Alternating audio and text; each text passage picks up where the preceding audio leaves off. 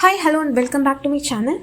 இன்றைக்கி சிம்பிளாக டேஸ்டியாக அண்ட் ஹெல்த்தியாக இருக்கக்கூடிய ஒரு காரக்குழம்பு ரெசிபி தான் பார்க்க போகிறோம். வாங்க வீடியோக்குள்ளே போகலாம்.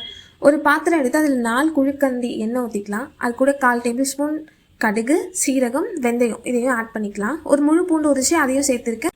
அது கூட இப்போ நீங்கள் பெரிய வெங்காயமாக இருந்தால் 2லேருந்து 3 சேர்த்துக்கோங்க. நான் சின்ன வெங்காயம் எடுத்திருக்கேன். இது 10லேருந்து 12 சின்ன வெங்காயம் உரித்து கட் பண்ணி எடுத்து வச்சுருக்கேன். போட்டிருக்கேன் கருவேப்பிலை, ஒரு பெரிய தக்காளி இதையும் சேர்த்து நல்லா வதக்கிக்கலாம். இந்த டைமில் நம்ம எடுத்து வச்சுருக்க காய்கறிலாம் ஆட் பண்ணிக்கலாம். இப்போ காய்கறி எனக்கு தேவைப்பட்டது நான் போட்டுக்கிட்டேன். உங்களுக்கு வேணுங்கிறத நீங்கள் ஆட் பண்ணிக்கோங்க.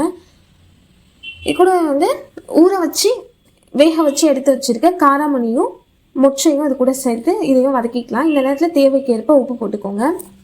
இந்த அளவுக்கு வதங்கும் போது மஞ்சத்தூள் ஆட் பண்ணிக்கலாம். மஞ்சத்தூள் போட்டு ஒரு வதக்கிட்டு 2 டேபிள் ஸ்பூன் குழம்பு மிளகாத்தூள் உங்கள் காரத்துக்கு ஏற்ப நீங்கள் போட்டுக்கோங்க. இந்த ராஸ்மெல் போகிற வரைக்கும் வதக்கிட்டு இதில் 2 கிளாஸ் ஆஃப் வாட்டர் நான் ஊற்றிக்கிறேன். எனக்கு குழம்பு நிறைய வேணுங்கிறதுக்காக. இப்போ உங்களுக்கு என்ன கன்சிஸ்டன்சி வேணுமோ அந்த அளவுக்கு நீங்கள் தண்ணி ஊற்றிக்கோங்க. காய் இந்த அளவுக்கு வெந்ததும் இது கூட புளி கரைச்சி வச்சு அதையும் இது கூட ஆட் பண்ணிக்கலாம். ஒரு பெரிய நெல்லிக்காய் சைஸ் புளி அதுவே போதுமானது. இந்த அளவுக்கு கொதிச்சதும் குழம்பு ரெடி. தேங்க்ஸ் ஃபார் வாட்சிங். இந்த வீடியோ பிடிச்சிருந்தா இந்த சேனலை சப்ஸ்கிரைப் பண்ணிக்கோங்க. தேங்க்யூ.